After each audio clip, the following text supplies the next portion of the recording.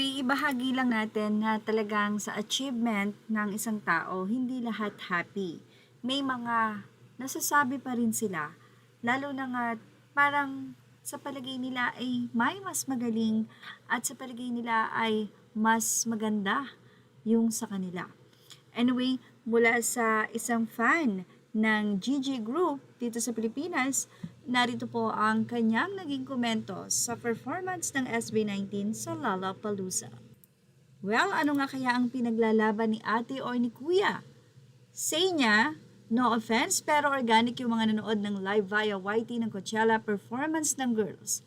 Walang pa live viewing ng brands o alinmang government agency, kaya siguro iba ang impact ng performance nila sa Coachella. At alam naman nating iniiwasan talaga ng 18 ang mga ganitong bashing. Pero minsan, kailangan mo ngang magpaliwanag dahil baka may maniwala.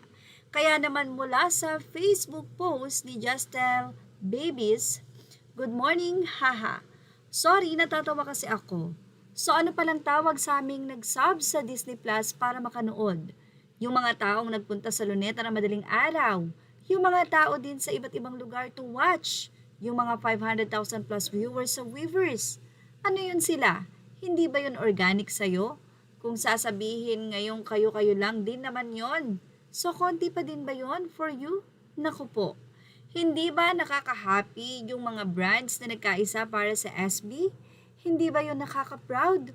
Willing silang gumastos para sa SB at sa mga nagbayad to watch.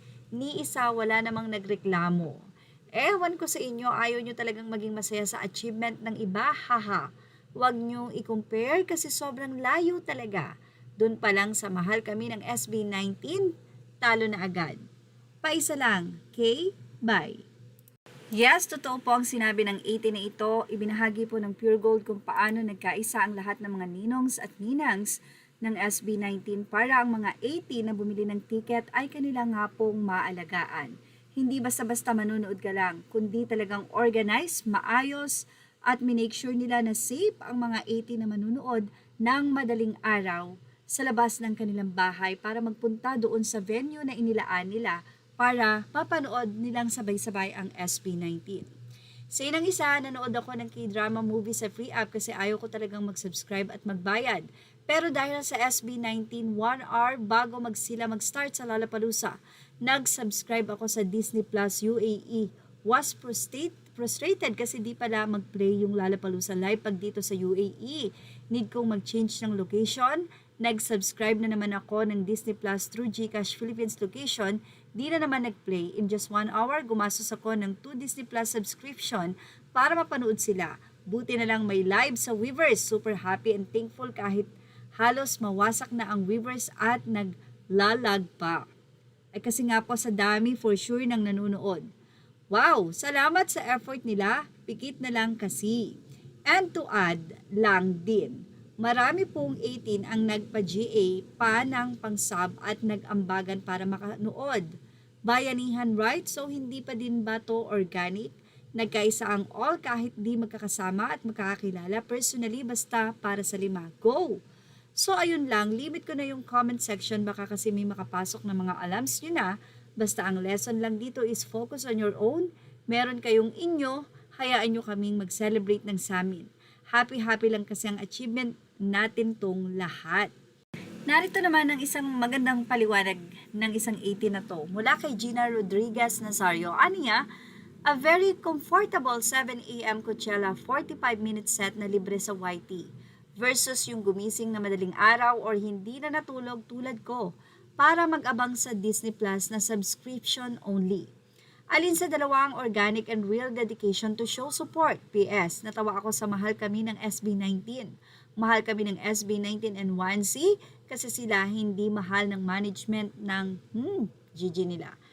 Anyway, sana nga po maayos na tong mga ganitong pag-uugali ng mga tao dahil wala naman pong maibibigay na maganda sa pakiramdam ang pagkakaroon ng negative issues at ang pagkakaroon ng inggit sa katawan dahil ang nirepresent po ng SB19 ay hindi lang sila kundi buong Pilipinas. And yes, talagang sobrang inabangan ng mga fans, ginawa nila ang lahat to watch SB19 and thank you sa DOT dahil sinuportahan nila ang 18 matapos nilang makita kung gaano nila nais mapanood ang Mahalima sapagkat hindi sila makakapunta sa Lollapalooza Chicago.